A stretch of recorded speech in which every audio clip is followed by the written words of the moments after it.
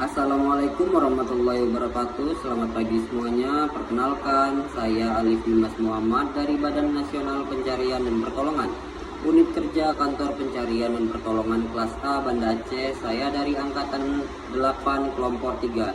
Hari ini saya akan membagikan sedikit pengalaman saya dalam menerapkan kesiapsiagaan bela negara di lingkungan kerja. Sebuah hal yang mungkin terdengar sederhana, tapi juga makna dan dampak yang besar. Kalau bicara soal kesiapsiagaan dalam konteks bela negara, menurut saya itu bukan cuma soal bersiap menghadapi ancaman fisik atau militer, tapi juga kesiapan mental, moral, dan tindakan nyata dalam menjaga bangsa ini, baik lewat profesi kita, sikap sehari-hari, maupun dalam berkontribusi secara aktif di lingkungan kerja.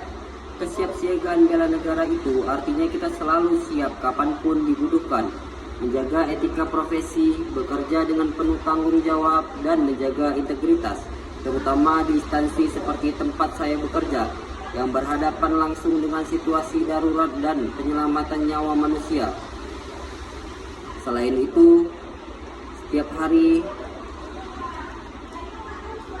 tapi kesiapsiagaan bukan hanya soal respon cepat. Menurut saya, justru kesiapsiagaan dimulai dari hal-hal sederhana dan rutin yang mungkin tidak terlihat heroik tapi sangat penting, seperti menjaga komunikasi yang baik dalam tim, menjaga kebugaran fisik agar selalu siap, dan mengikuti pelatihan secara berkala, bahkan menjaga semangat dan solidaritas di antara sesama rekan kerja, juga bagian dari kesiapsiagaan dalam tugas penyelamatan, kerja, tim, dan segalanya.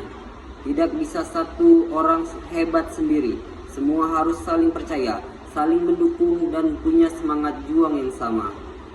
Buat saya pribadi, berada di lingkungan kerja seperti ini membuat saya semakin sadar bahwa cinta tanah air itu nggak harus selalu ditunjukkan lewat hal besar, tapi bisa lewat tanggung jawab kecil yang kita lakukan setiap hari.